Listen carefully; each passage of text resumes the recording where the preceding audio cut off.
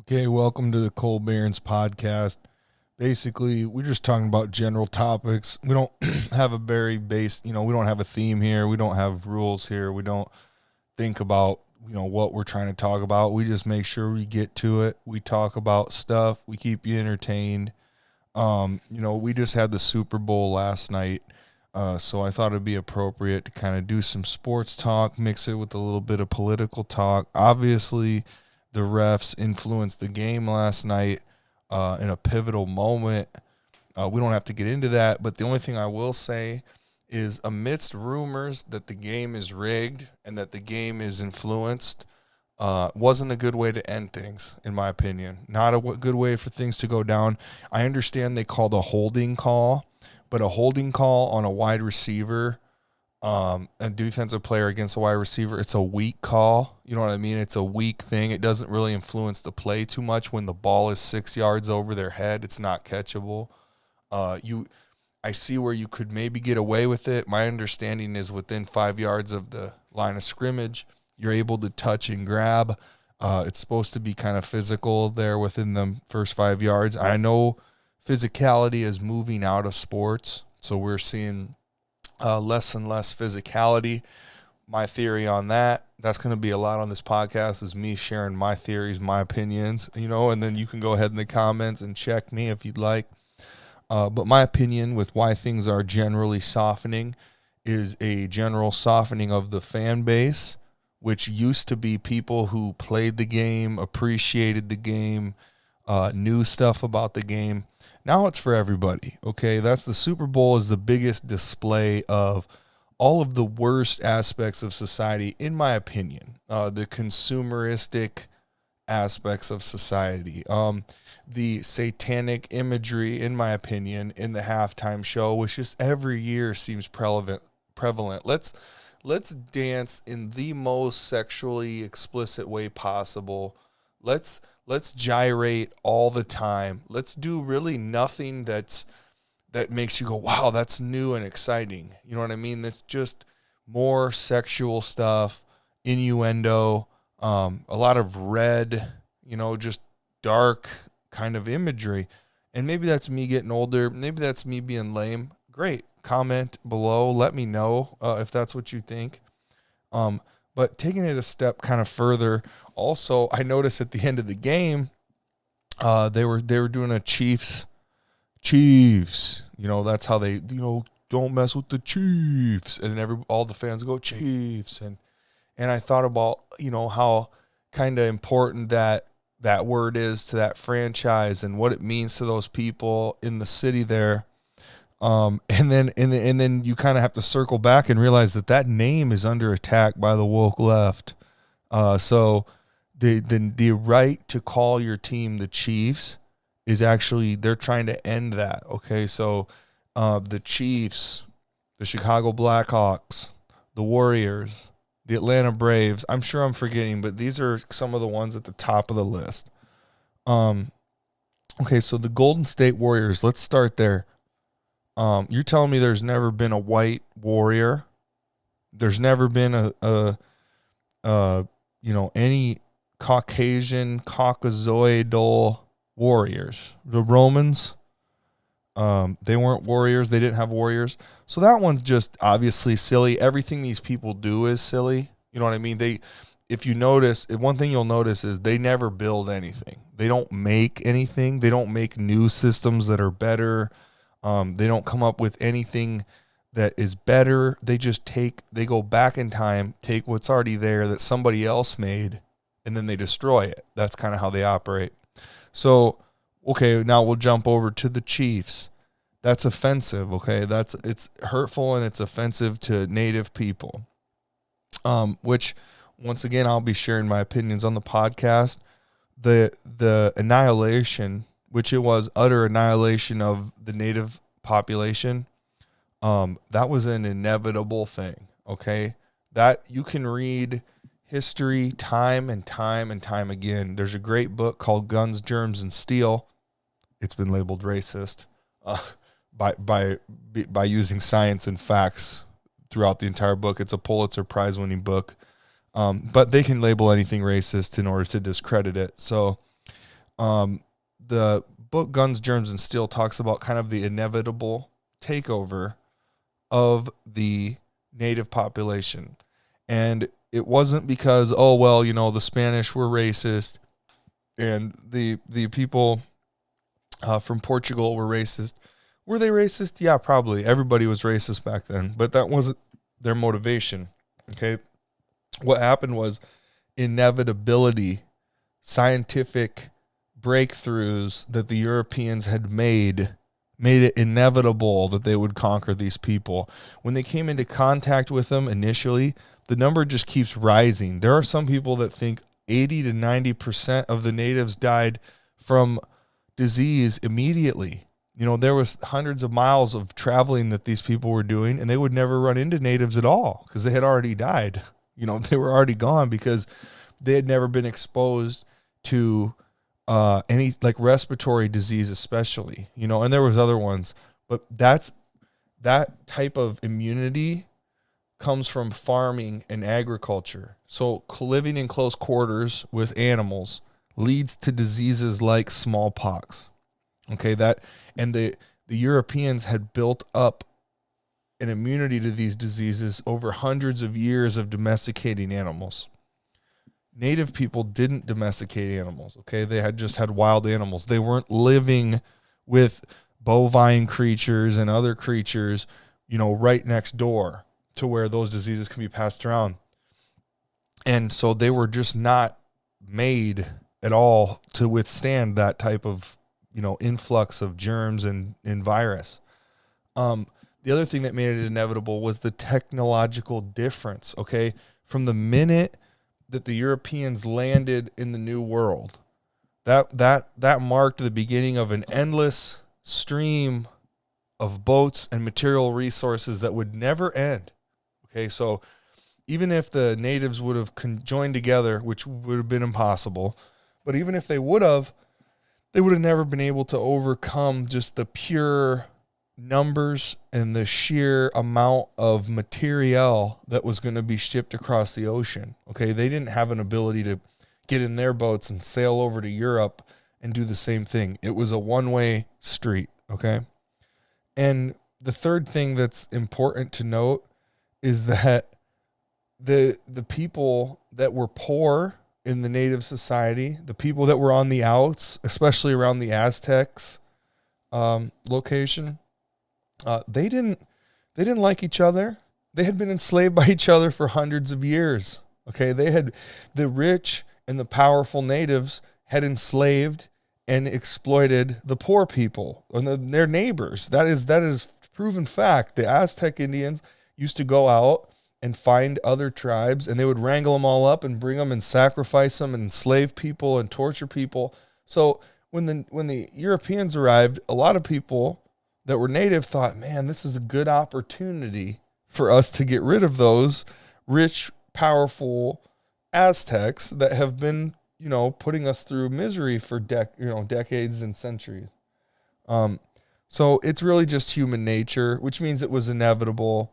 The more technologically advanced nations always conquer the weaker ones, but we're focused on the European conquest of the natives in North America. And that's fair. I understand that. This is the country that we're in. Now, in order for somebody, they would have to explain to me how the Chiefs logo and getting rid of the Chiefs logo is going to do anything for the Native Americans. The people I hear talking about this, I've never seen them at a demonstration. I've never seen them handing anything out to a Native American. I've never seen them doing. The only heroics that they're doing is they're getting rid of sports mascots, okay? What did that do in Washington? What has that achieved? What have we achieved? Who have we helped? Whose lives have we made better by saying, okay, we're not calling them the Redskins anymore. It's the Commanders. The Commanders, that's borderline racist as well. Weren't the natives taken out by commanders? Union commanders that were hunting them down? I mean, that every single word has an implication if that's the sort of person you are. Whenever I'm interacting with a woke leftist, the thing that I know, the inherent thing that I know about that interaction is that it's a loaded interaction. Okay, they're always thinking in ways that I'm not. They're always looking for the mistake, for you to use the wrong word here, for you to use the wrong pronoun here, for you to label this thing the wrong way. And those aren't the sort of people that anyone wants to interact with, especially me. I will cut you off. I will move myself away because you're looking for a stumbling block for me, whereas I'm just looking to have a normal interaction and then go about my day. Maybe we could be productive together. Those are my favorite type of people, which we don't have enough of in this society. Productive people. People that are looking for answers. People that are looking to solve problems. The most important people in the world solve problems. That's what they do every day. They solve problems. If you want no problems, you could be at the bottom of the chain, catching this piece and moving it and putting it in, counting it, and there's 10, okay, then there's 10, and then you wait and it comes down the line. The people that are important, they think about when the system breaks down, they go and they figure out how to fix it. These woke people, they're not those people. They are not problem solvers. They're destroyers. Okay, they take what's already there that somebody else made, something somebody else built, and they tear it down. Whether it's a structure or a monument or a memory or history itself, they turn around, they take what's there, and they destroy it. And afterwards, everyone's sitting around going, oh, okay, now what do we do now? They don't have an answer. They won't have an answer. If they get rid of the Chiefs, there won't be a good answer. Commanders was the answer for the Redskins logo. What are we really doing besides forgetting about them? How do you remember a culture more than immortalizing them in a sports organization? You know, like if they did it with the Vikings, you know, that's the example I've used. Well, if we're doing this, then we would have to get rid of the name Vikings because that could be racist too. You know, not every white person's a Viking. If I went to a Vikings game, somebody might say to me, oh, look, there's a Viking over there, you know, because I fit that mold, that Scandinavian mold. So I just think that's an important thing to take into account, you know. And in another case, the Chicago Blackhawk, good grief. Okay, all I'm going to say is good grief. That has been voted. It's a top 5 logo in all of sports. Some people consider it to be the best logo in sports. The artwork that has come of that logo is, I mean, it's second to none. All the different things people have done with it, it is world-renowned. You know, it's a world-renowned logo.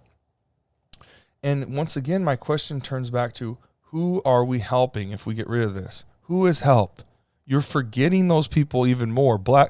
If at the very least, by having the Chicago Blackhawks, it might get kids to ask, Dad, why is it Chicago Blackhawks? Were there, and you could talk about them. You could say, oh yeah, there was the Blackhawk natives, and it was unfortunate, but you know their type of living didn't survive because they got overthrown and conquered by Europeans, and they just literally were outmaneuvered by Europeans. It was an inevitable wave. That's just how humans work. We're on a macro level. We've been doing this since the beginning of time. For people that believe in science or listen to science in any way, there was a time in history where there was several different species of Homo erectus, Homo sapien, which is us, and all these other different Homo species living at the same time. And what happened was Homo sapien overtook all of those other things through sexual. We outbred them. We bred with them and turned them into us, and we out-hunted them. We out-agriculturalized them, if that's a word. We did everything over a span of hundreds of thousands of years to push all these other species out of existence. Does that make you? If judging by woke logic, people would be saying, well, Homo erectus, it should be getting reparations. I mean, we should be looking back on Homo erectus and having a month of remembrance because they were conquered. No, it was an inevitability, okay? It was scientific. It was nature in its best form. And that, unfortunately, for the people with, I don't know, soft hearts, kind hearts, whatever you want to call them, That's the same thing from my point of view. In my opinion, that's the same thing with the Native Americans. It was inevitable, okay? It was inevitable that the Aztecs would conquer all of the other outbanding tribes and subjugate them and bring them in, make them pay. They paid taxes. They had a temple filled with gold. It didn't come from, hard work and determination. It came from thievery, enslavement, things as old as time for humans. You go to Africa, okay? There were tribes in Africa that were selling slaves to Europeans. That's how they became rich. If you're from a family in Africa that is wealthy and well-to-do, it's likely if you trace back your lineage that you were one of those families that were selling people, neighboring tribes, to Europeans for profits. Okay? So nobody's hands are clean in this. The Arab people, they enslaved so many people. They were a brutal nation. I just told my friend the other day, he was talking to me about some woke stuff. And I said, go read a book about Japan. Go read about Japan and their culture. It's one of the most homogenous societies on earth, if not the most. It's got to be a top 5 homogenous society, which that means I think 98.5 or something like that of the people in Japan are Japanese people, okay? The United States isn't homogenous at all. We've been known as a melting pot from the beginning.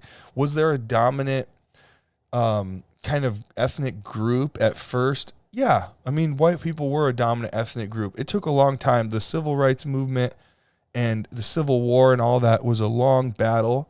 But nobody sitting here today says, oh, yeah, we need to go back to those times. None of us are saying that. But what we're tired of is digging way back to try to create victimhood. That's what it is. You're manufacturing victimhood. When I played sports, I always noticed that the guys who were just on the edge of breaking mentally and physically, the guys who just couldn't quite hack it, who weren't determined enough or didn't have the talent or the combination of both, they were always the guys that were inventing drama. They were always the guys that were creating controversy because it's a distraction from the fact that you're finished. You cannot succeed in this, okay? And that's what I see with these people is the world's not giving me what I want. I thought it was supposed to just be easy and fun and I was supposed to feel good all the time and I don't. So now I'm going to manufacture drama to drag other people down into my mire. And that's something that I've seen, like I said, in sports. I've seen it at work a ton in labor, with labor jobs where, maybe 3 or 4 guys, they're really killing it. And there's one guy who just can't hack it. He's just beat all the time. And by the end of usually midweek, they'll create drama. They'll start talking about, well, if Joe would just do this differently and blah, blah, and Tom's doing this to me and Troy keeps saying this to me. And the next thing you know, all the productivity has stopped because we're dealing with drama. And that's all I see when I see these agendas is the Chiefs are productive, okay? The Chicago Blackhawks, it's a productive thing, okay? People are transforming their lives through it. There's people that are poor who their only thing they can do is play football. That's it. There's guys making it to the NFL that cannot read at a 12th grade level. But they knew from a certain age, I can do this thing. I can play this sport. I can do this. And they've changed their lives and the trajectory of their families forever through this sport. Forever. They've changed it in an irrevocable way or whatever. And we're sitting here going, well, we could be offending these people, blah, blah, blah, based on a mascot. You're digging back to create drama. You're taking something that's inherently productive and good and fundamentally good and inserting your problem with it when what you really ought to do is go out and help somebody. If you got a problem, go out and find somebody, say, are you native? I'm really trying to virtue signal in this way. I'd like to get myself a native person and better their life. You'll never see it. But then you'll see somebody like me who says, no, that stuff's not offensive. And I'll hire minorities all day. I have a real business, okay? And I've probably hired more minorities than I have white people and to do good jobs and paying them over $30 an hour, quality jobs. So it's just hilarious because these people that want this stuff done, they don't create anything. They don't build anything. They work for a government organization, most of them, which means they work off of tax money that business owners like me have paid. And I have to risk so much. I went to go get a mortgage this year, and I'm doing a business that's turning over six figures. And I have $150,000 in paid assets. And I went to the bank and I said, okay, here's where I'm at. My calculable net worth is, $170,000. We're going to come with liquid, blah, blah, blah. And they said, well, your business looks like it lost money last year. And I said, well, yeah, it did, because I paid infinity taxes and then I paid a bunch of equipment off. I thought you guys would like seeing that. I don't have any outstanding revolving debt, any sort of bad debt. And they didn't care. All they cared about is if I was plugged in, if I had a liquid revolving income that they could take out. And I said, well, no, I'm smart. I don't do that. I pay myself the minimum to pay my bills, blah, blah, blah. I'm doing everything smart the way that you're taught, and I get dinged for it. And I don't think that's a bad thing or a good thing. It's just the way the system is, okay? And that's kind of what I want people to start thinking about that are doing this woke stuff is think a little bit more about productivity, okay? Humans used to care about that. That used to be what propelled us forward. And I know we have so many amenities,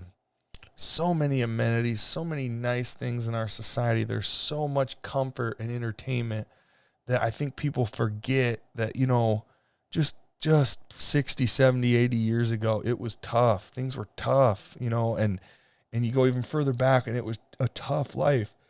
And I think that when things get too easy, people start to, they start to create drama as well. And I heard a good clip about this, listening to the Rogan podcast. Can't remember who he had on, but the guy was like, it was actually Louis C.K., and he was kind of making fun of Joe because he was like, your life is so good and comfortable that you worry about, like, if I sleep with my head towards the north, or if I, spend 3 hours in the cryo chamber, and then if I lift weights after a deep ice plunge, or if I eat this many carbs and I measure it all out. Like, he was like, people that are struggling day to day in a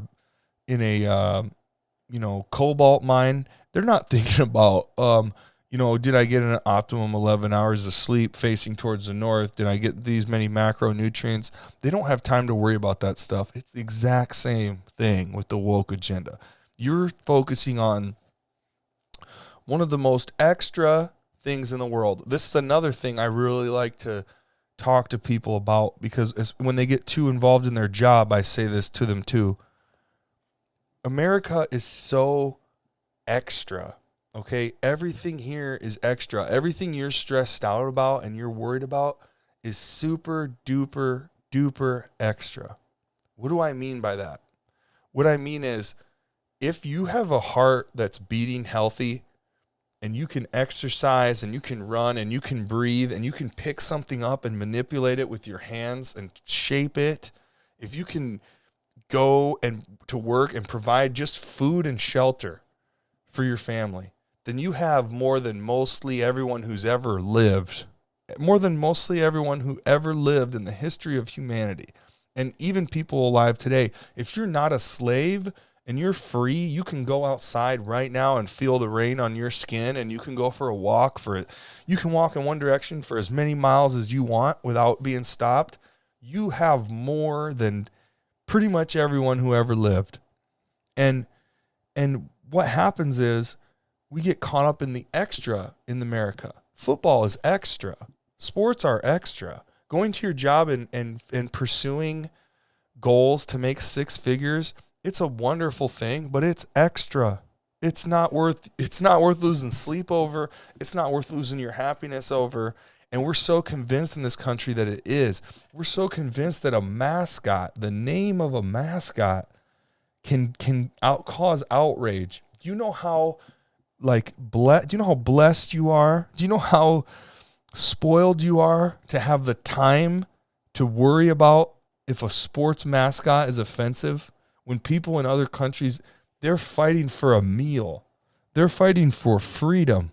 They're fighting for things that really matter. There's people fighting through debris from earthquakes, fighting through tsunamis, illness, real war.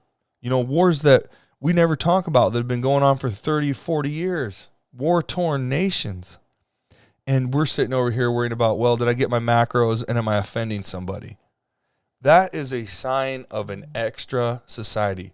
This is an extra world that we're in. When I sit at night, I don't worry about, man, am I going to be able to pay that light bill that comes in? I don't worry about, oh, man, for supper, I kind of want to eat this. I don't know if we can hack it. That thought never has to cross my mind. The only stuff I ever worry about is extra stuff. I might have a family member that gets sick or something like that where things are pivotal, and that that stuff weighs on me. There's always going to be ways to poke holes in what I'm saying. But my point is,